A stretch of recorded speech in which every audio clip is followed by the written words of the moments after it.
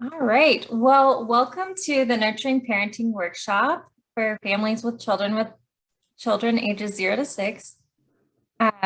We are really happy to be doing this recording. We haven't recorded a workshop before, and we would love to meet you one day. So we're over at the Hope Clinic in Waxahachie, and we have a location in Ennis as well. So I'm Anne Marie, and we are going to get started and introduce ourselves. And the PowerPoint is not advancing. Okay, there we go. Yeah. So first, we're going to talk about our agenda.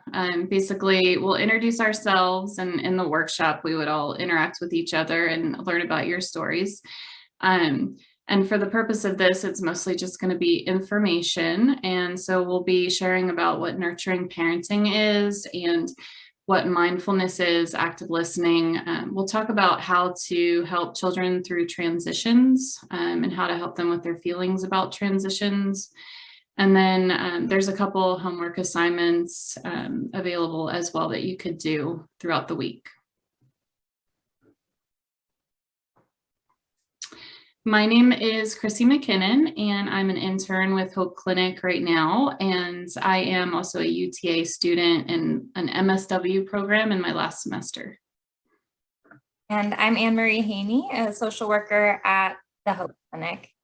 And we do individual therapy with children and adults. And we also do groups and workshops like this one. We were together in a group, we would be following these agreements together. And then we would also share about, everybody would share, what the makeup of your family is, maybe something you struggle with as a parent, and what you do for fun.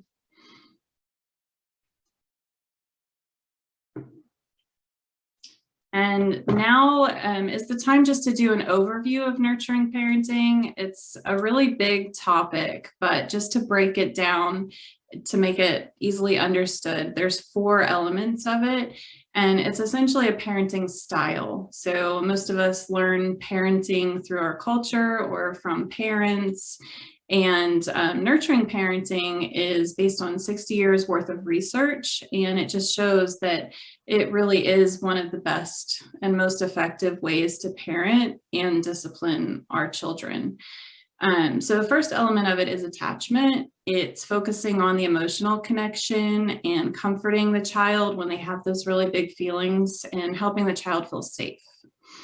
And next you have empathetic connection, which is working to see the perspective of the child. So what does it feel like to them when we ask them to stop playing their video game? Or what does it feel like for them to be going to a new school? So just really trying to take a moment to see it from their perspective is the empathetic connection. And then another element is realistic expectations. And this is understanding the stages of child development and ultimately giving grace when possible. So knowing what you should expect your child to be able to do and making those expectations realistic. And then finally, positive discipline recognizes that as parents, we need to discipline and direct our children, but to try to make our discipline equally positive and negative. So for every time we correct, we also point out something that they're doing well. And we try to also focus on their positive traits. And so going deeper into that attachment piece, the circle of security is a model that's used to illustrate what attachment looks like. So between a parent and a child, that the parent is the secure base that makes it safe for the child to feel supported in going out into the world, that you've got their back and that you're cheering them on and that you believe in them, you have confidence in them. and that you're helping their exploration be safe and supported. And then on the bottom of the circle, we see how the parent is also the safe haven, and that, you know, the child goes out and explores, but they want to come back and fill their cup with your love and support. And so when they are on the bottom of the circle, they're coming in for comfort and protection, maybe with some big feelings. And so as the parent, we're being a safe place for them to sort through those feelings, and for us to help them give words to what they're feeling, and understand what's going on for them. And so this cycle is kind of always in motion, and every turn around the circle strengthens the relationship. It's really interesting to know that this is going on in our relationships, and many of us are more comfortable either with the top, you know, oh, go for it, go get your straight A's, and I believe in you and you can do it, and all of this, go get them. Or maybe we're more comfortable with the bottom of the circle of, you know, really paying attention and comforting and being there for our children and all their emotions. But maybe that's uncomfortable for some of us. So to just recognize that all of this entire circle is a natural part of the relationship, and that even the parts of it that we might be uncomfortable with are natural, and that we can work on supporting our kids when they are needing to explore, even if we're not comfortable with that, or if they have those big feelings. We can work on that so that we can be that secure base and safe haven for our children.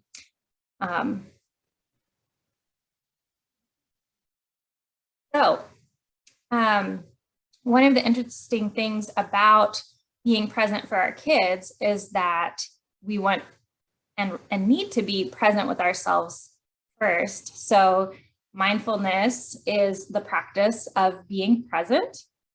And this helps us with our parenting.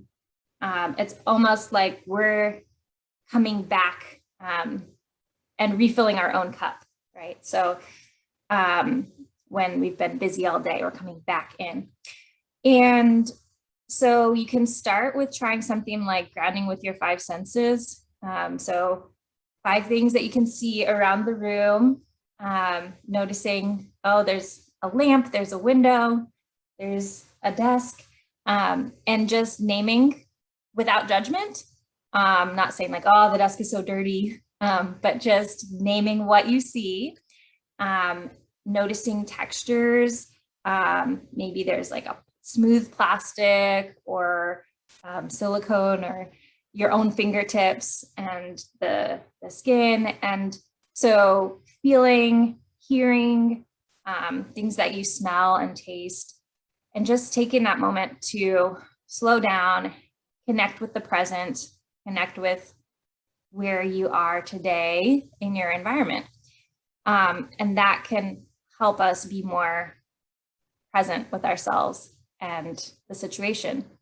And then on the right side of your screen, you can see internal cues to pay attention to as well.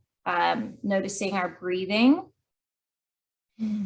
and your energy level, your hunger or fullness level, your muscle groups and what they're doing, your emotions, your thoughts. So tuning into your internal world as well, and just being aware of what's going on. And that helps us be more present. So next, we're going to transition into the developmental stages and talk about those. During the workshop, we try to make this a conversation where we talk about what we see, what's kind of new to us. But here we'll just talk about expectations as far as an infant. So you have a new baby, and it's important to understand that infants are quite dependent for for a long time. And so you can see there that they lift their head at 2 months. So for 2 months, they don't even lift their head. And then they sit up with support around 6 months. So just to expect that infants are going to need a lot from us and to respond appropriately, and try not to be surprised or upset that they're calling out for us, because they really do need us a lot in that first year. And it's where they're learning trust, and that when they cry and when they need something, they're learning that the people in their lives are there to help them and to respond to what they need. It says that there's laughing at 4 months, and social and emotional. So they really like high-pitched voices. That's why you'll hear people when they talk to babies, they're like, oh, you're so cute. And you get really high-pitched. They love that. And it often makes them smile. And then be prepared for tantrums. That's a whole nother stage, excuse my dogs, of development where they have a voice and they have something that they want, and they're going to let you know. And that's completely normal. And it's for us to say, I understand you have those feelings, and to understand that that's going to happen. It will pass.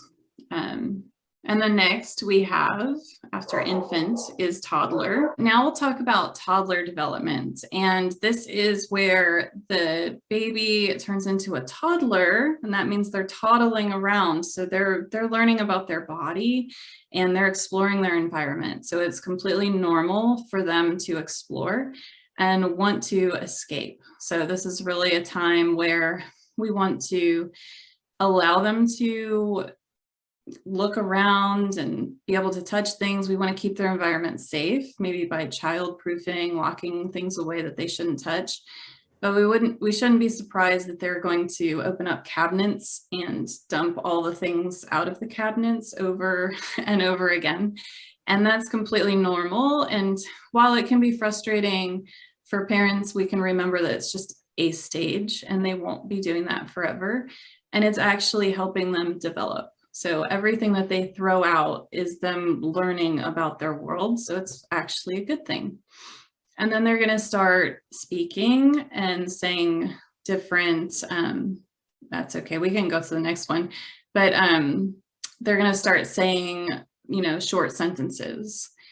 And it's really important that we talk to them a lot, even if they don't communicate back, that we read to them and that they hear words so that they can start mimicking and figuring out how to put their thoughts into words. And then next is preschooler.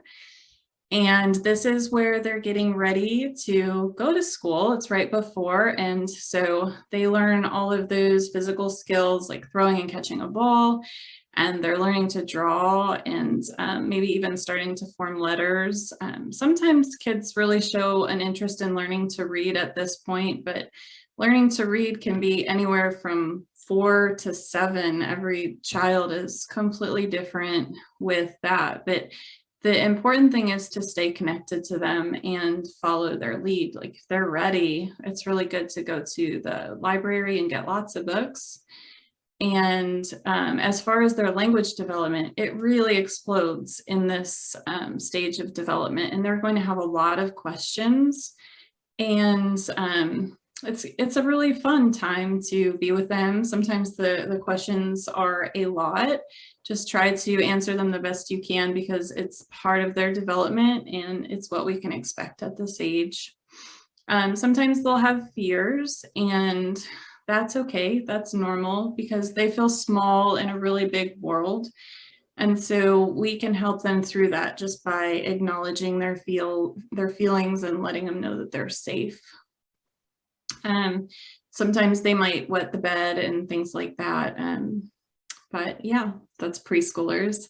And so now we are going to transition into active listening. So active listening is just another way of connecting, and that's what nurturing parenting is all about, is connecting emotionally and just helping that child feel seen and heard.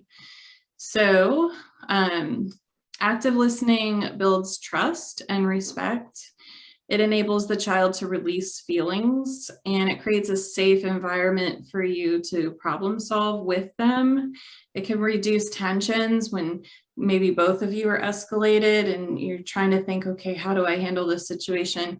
You can always just kind of make it simple and say, okay, repeat, paraphrase, or reflect. What are they saying? Even if you're just able to repeat it. And whatever they're saying, I don't want to go to school today, just reflecting that back, like you really don't feel like going to school today, you know, and paraphrasing it, reflecting it.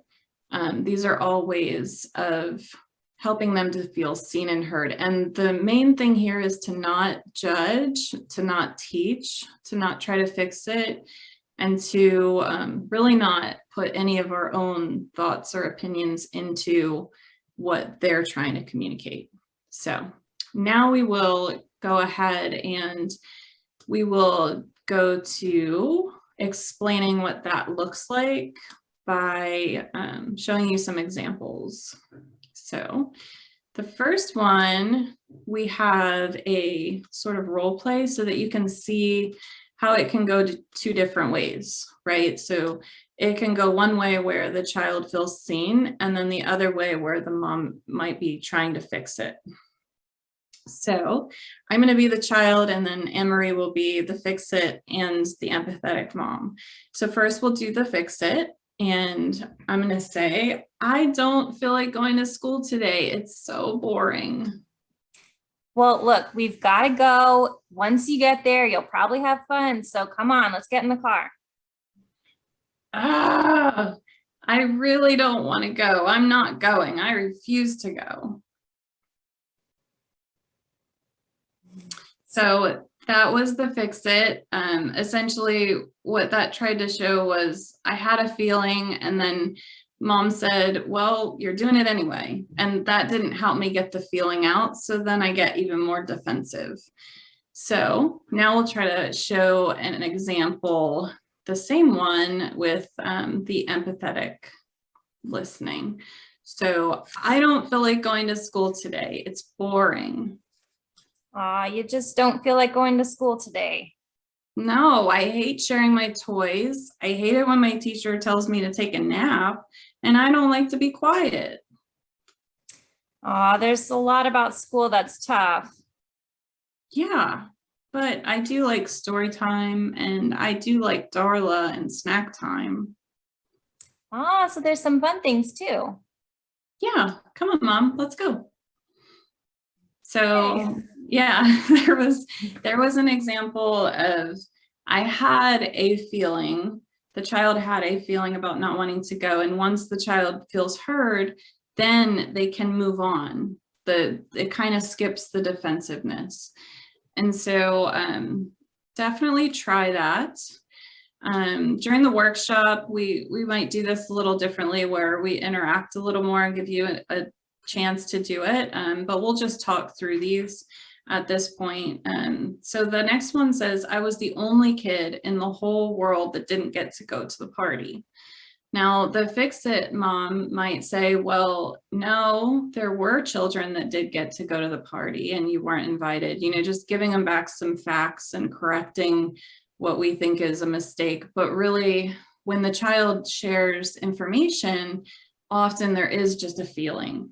And so if you could figure out what is that feeling and connect with that, it's mostly about the disappointment, right? So you could say, wow, you must be disappointed that you're not invited to the party, right? Just not even focus on that they feel like they're the only ones that didn't get invited. Just kind of showing them that they're feeling disappointment and sadness, and connecting with that, empathizing.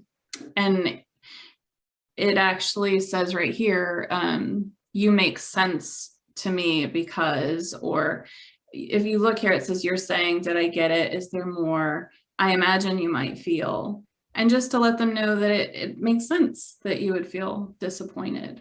I would too, you know, so then they can feel heard and just not arguing with their statement. Yes. And I'll just say, when you were sharing that example of, oh, you must be so disappointed, like I almost got chills or goosebumps, you know, it just feels good to be understood. And so, you know, to help our kids feel understood, it's meaningful. And with that third example there, if the child is saying, I punched my sister because she stole my toy, there's clearly some big feelings there. And I'll point out that there's also a safety piece here, where we do need to make sure that safety, physical safety is taken care of, and that there's no, you know, proximity to the sister, so that everybody's safe before we start working on the emotional safety, which is super important as well. And processing some of that maybe anger and frustration at the sister, and helping the child understand that just through our reflecting, oh, you're so frustrated, like that really upset you when she took your toy, that the feeling is understandable and natural, but the behavior of punching someone else is not an option. So we can talk about it, we can figure out a solution, but just making sure that safety is taken care of as well. Absolutely. And then the next one is one that every parent will hear eventually or often. I don't like chores. They're too much work. And this definitely you could quickly try to fix it as a parent by saying, well, everybody has to do chores, and you could really give a speech about hard work, dedication. You could go into a lot of things and really just overwhelm them with information. And what they're actually communicating here, though, is a feeling. And so if you could, like, a way of connecting with them would just be like, chores are a lot of work. You don't feel like doing it right now. And that's it. Not judging their thought, not trying to change their thought, just recognizing they're a lot of work. And then they can feel seen and heard. And that's a way of connecting with them. Yeah. So it is kind of a simple process in terms of what we end up saying is not a lot. But we talked, you know, probably here for at least 5 minutes, maybe more, about responding to this and the messages that we're sending by taking the time to validate where the child is feeling. And so there's a lot behind our simple sentence of, you're feeling like there's so much work to do today. There's, you know, that sends such a message of feeling understood, even if we've still got to do the work, you know, it just, again, like that connection is very meaningful. So. Yes. And so this is the final topic that we talked about in the workshop. And after this, we just talk about some homework and ask about questions and reflection. But here we're going to talk about a really important topic, which is transitions. Children often can feel like their world is out of control and they want some sort of sense of safety and security. And if we help them through transitions, which there are a lot of transitions in childhood, then that can help them feel more connected to us, and it can help them feel safer in their environment, which allows them to explore and meet all of those developmental milestones because they're not kind of stuck in fear. So we all benefit from transitions, even as adults. So some things that you could do with your child, depending on their age, is something as simple as saying goodbye. And, you know, maybe sometimes as adults, we're in a rush and we're just like, it's time to go. But we forget that crucial step of saying goodbye. And some kids really benefit from saying goodbye to the teddy bear, goodbye to the house, goodbye to the grass, goodbye to the tree. And that all becomes a ritual. And with every goodbye, their feelings start to just calm, and it starts to feel comforting because they're doing that goodbye ritual. Another thing is a countdown. This is really common with video games because it's not so easy to just say, hey, get off that game. And then they just get off, right? So it's connecting with them and saying, hey, is 5 minutes okay? Seeing where they're at in the game, and just showing them that they matter and that what they're doing does matter to you.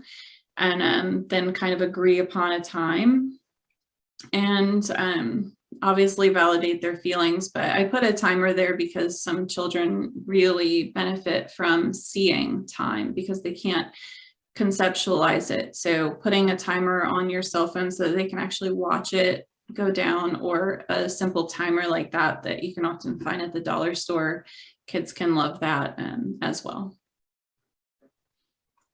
So, and just more about transitions. We have transitional objects, which can be really anything, but the idea is that the child has associated those comforting feelings with that object. It's a pacifier, it's a blanket, it's a teddy bear. And so as the parent, it can be really good to remember those objects. Say they're going to a doctor's appointment and they're nervous about that, just to try to remember to bring that bear along. And just understand that that's a real source of comfort for them, and it's really valid and helpful. Also calendars and schedules and routines. I put a picture there. You can get those just if you type that into Google. There's so many examples, and you can print them out or even make your own. But kids love to be able to see what's coming up next. And there you have pictures of what's expected of them if they have a routine. So they can't say, well, I don't know what to do, because you've put it right there and you can kind of go back to it. And then, if you're busy doing something, they can be like, well, I forgot what I'm supposed to do in the morning. And they can go and look at it and like, oh, I'm supposed to get dressed. And they're not always going to remember to get dressed, and definitely brush their teeth and things like that. So having something to reference with a photo or a picture helps them a lot. The calendar, and you can also count down with a calendar if the child is going away to stay with another parent or with a grandparent. Maybe they're excited or maybe they're nervous, and they can definitely be both. So counting down really helps to calm those feelings that come up with that big change coming. Orientation to a new place is very similar to when we start a job or a new school. We go to an orientation, and we'll often walk around the building, and they'll tell you expectations and what to expect when you get there. We should do that with children too. Obviously, with something as big as starting kindergarten, you want to drive them by the school and say, hey, that's where you're going to be going, and just talk about it, orienting their minds to this big change that's coming. Or a new house, it could be just driving by the house every other day, and just kind of putting that thought into their mind that a big change is coming, but it's okay, because they're slowly getting used to it as you orient them to the new idea of what's coming up. Yes, and they take those cues so much from their parents. Is this a good change? Is this something to be excited about, nervous about? And so your confidence in them also translates. They feel your feelings as well. They take their cues of whether this is going to be a good thing.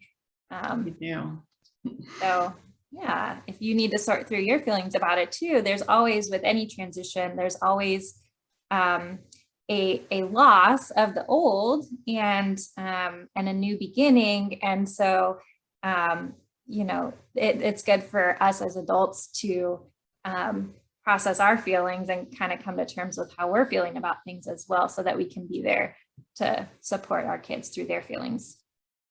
Yeah, that's right. If you start to feel kind of ambivalent about that change or anxious, call a friend and let that out. And, a friend will gladly hear you and validate you and be like, yeah, this is hard, right? And then you'll feel better after.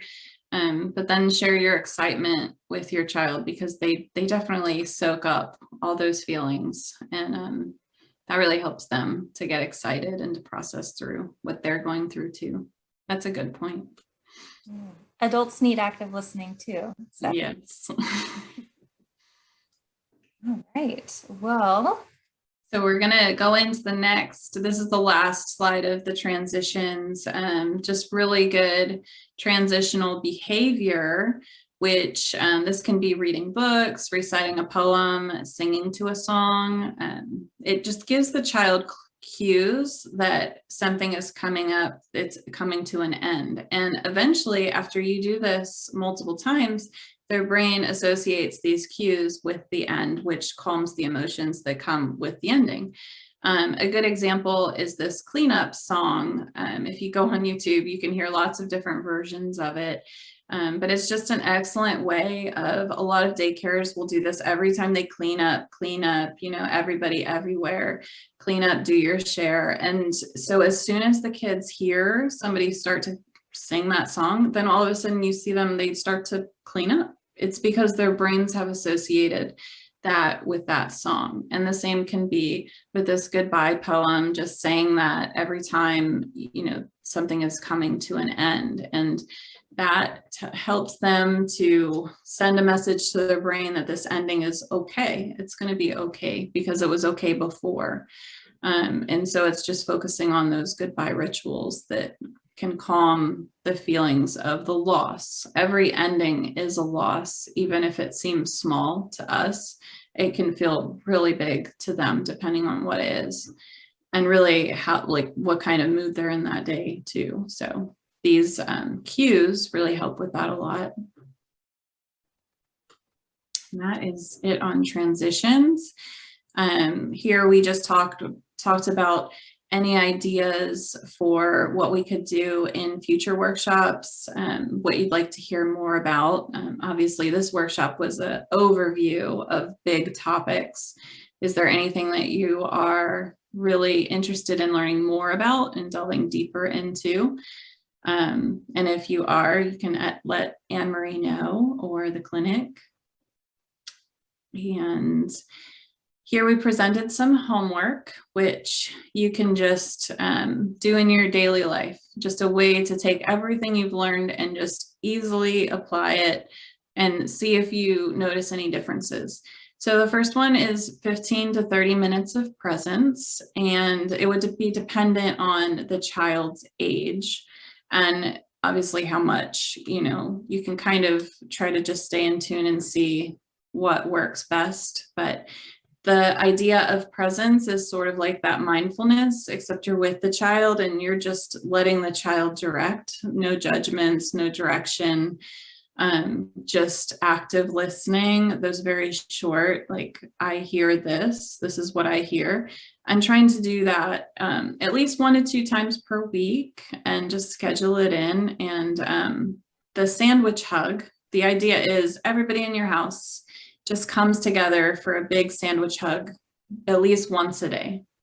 It's very simple, but it makes a big difference because that's facilitating that emotional, physical connection and their development in a lot of ways. So it seems simple, but it's actually doing a lot more underneath it all. So just to do that every day. So those are some simple ways that you can apply what we've just learned.